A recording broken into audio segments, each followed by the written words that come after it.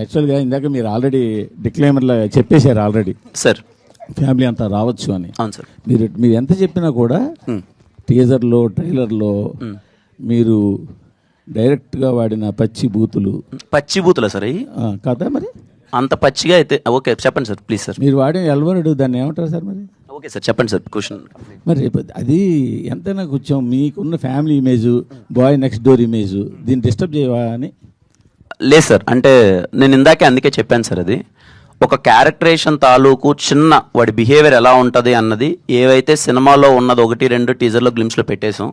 మీరు సినిమాకి వస్తే సర్ప్రైజ్ అయిపోతారు. నిజంగానే ఒక ఫీలింగ్ ఉన్నా అవి సినిమాలు కంటిన్యూ అవుతాయి, అసలు సినిమాలో ఉండవు సార్. సినిమాలో ఓన్లీ 1-2 ఉంటాయి.